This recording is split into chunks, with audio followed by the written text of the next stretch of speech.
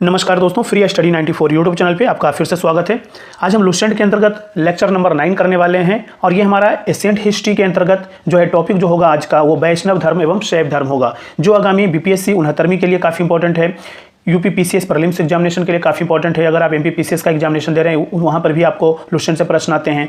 Haryana PCS की अगर आप तैयारी कर रहे हैं तो भी आपको लुसेंट पढ़ना पड़ता है। उत्तराखंड पीसीएस की तैयारी कर रहे हैं तो भी आपको लुसेंट पढ़ना पड़ेगा और राजस्थान पीसीएस की तैयारी कर रहे हैं तो भी आपको लुसेंट पढ़ना पड़ता है, क्योंकि लुसेंट एक ऐसा बुक है जहाँ पे आपको फैक्ट दिए हुए हैं। ठीक है, आपको सारे फैक्ट एक बुक में दिया हुआ है, जो कि आप किसी भी कंपिटिटिव एग्जामिनेशन में अगर आप जा रहे हैं तो आपको वो फैक्ट्स को देखना जरूरी है। ठीक है, तो एक छोटे छोटे लेक्चर के माध्यम से इन चीज़ों को कवर अप कर रहे हैं। अगर आप हमारे चैनल पे नए हैं तो आप चैनल को सब्सक्राइब जरूर कर लीजिए, वीडियो को शुरू से लास्ट तक देखिए। वीडियो पसंद आता है तो लाइक जरूर कीजिएगा, ठीक है, और अपने दोस्तों के साथ शेयर भी कीजिए। तो हम अपने टॉपिक पे आते हैं आज का, शैव एवं वैष्णव धर्म। दोस्तों, अगर हम शैव धर्म की बात करें तो कहा जाता है कि भगवान की पूजा करने वालों को शैव कहा गया है और शिव से संबंधित जो धर्म है उसे शैव धर्म कहा गया है।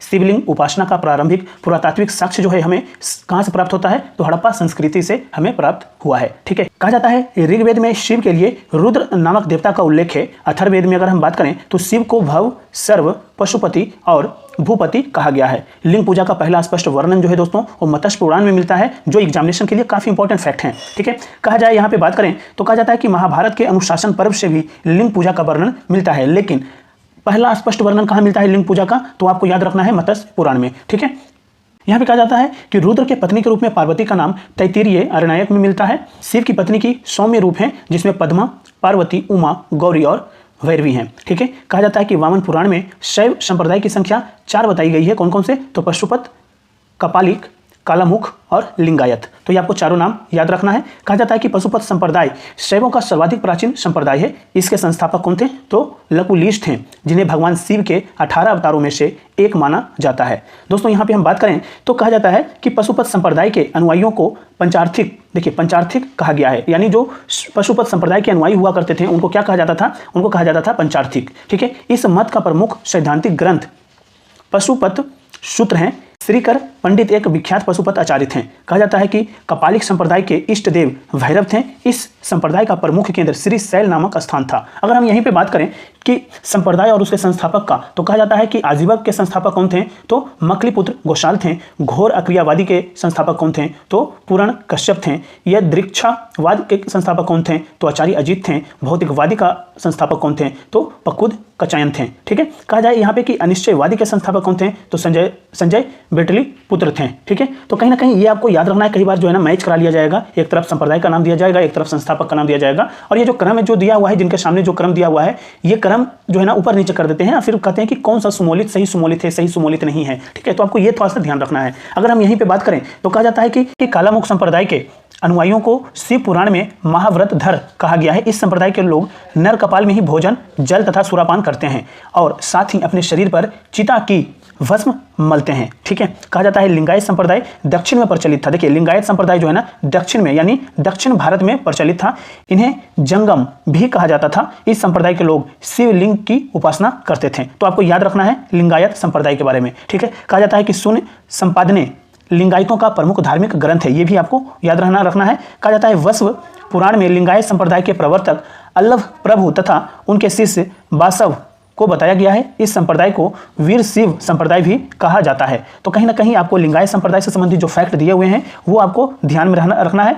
यहीं पे अगर हम बात करें दोस्तों तो कहा जाता है कि वासव वह उनका भतीजा चन्ना वासव कर्नाटक के कलचुरी राजाओं के दरबार में रहते थे। जैनों के साथ कठिन संघर्ष के उपरांत उन्होंने अपने मत की स्थापना की थी। उन्होंने जाति प्रथा का कड़ा विरोध किया और उपवास, प्रतिभोज, तीर्थ यात्रा एवं बलि प्रथा को अस्वीकार किया। बाल विवाह का विरोध किया इन्होंने और विधवा विवाह की अनुमति दी। ठीक है, तो आपको याद रखना चाहिए कि लिंगायत संप्रदाय से संबंधित जो भी फैक्ट हैं और यहाँ पे जो नोट दिए गए हैं ये आपको याद रहना चाहिए। थोड़ा एडिशनल चीज़ें दी हुई हैं, ठीक है, वो चीज़ें समझने के लिए आपको काफ़ी मदद करता है किसी भी टॉपिक को। यहीं पे अगर हम बात करें दोस्तों तो कहा जाता है 10वीं शताब्दी में मत्येंद्र नाथ ने नाथ संप्रदाय की स्थापना की। इस संप्रदाय का व्यापक प्रचार प्रसार बाबा गोरखनाथ के समय हुआ। गोरखनाथ ने वर्ण व्यवस्था तथा ब्राह्मणों की विशेषाधिकारों की आलोचना की। उनके द्वारा प्रतिपादित सिद्धांत को क्या कहा गया, तंत्र कहा जाता है। इसकी सदस्यता बिना जाति भेदभाव के लिए खुली थी।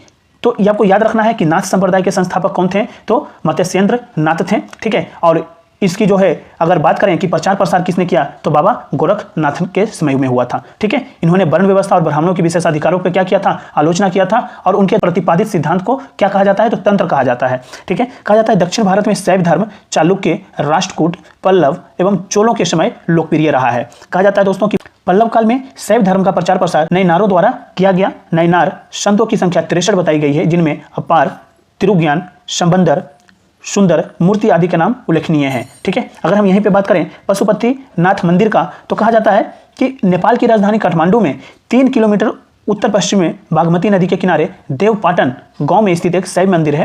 नेपाल के धर्मनिरपेक्ष राष्ट्र बनने से पहले यह मंदिर राष्ट्रीय देवता भगवान पशुपतिनाथ का मुख्य निवास माना जाता था। इस मंदिर परिसर को सन 1979 में यूनेस्को विश्व सांस्कृतिक विरासत स्थल के रूप में सूचीबद्ध किया गया।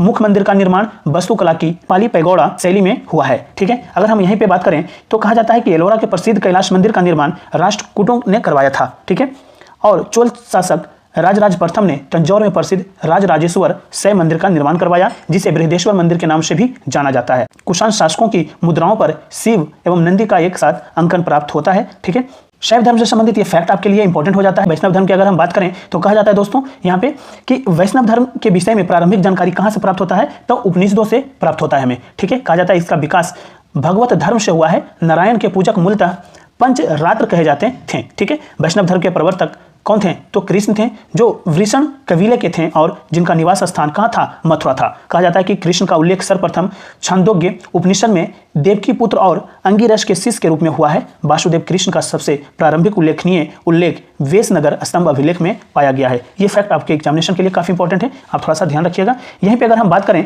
तो कहा जाता है कि विष्णु के 10 अवतारों का उल्लेख मत्स्य पुराण में मिलता है। 10 अवतार की अगर हम बात करें तो कौन कौन से, तो मत्स्य, कूर्म, वराह, नृसिंह, वामन, परशुराम, राम, बलराम, बुध एवं कल्कि। ठीक है, कहा जाता है कि गुप्त काल में विष्णु का वराह अवतार सर्वाधिक प्रसिद्ध था।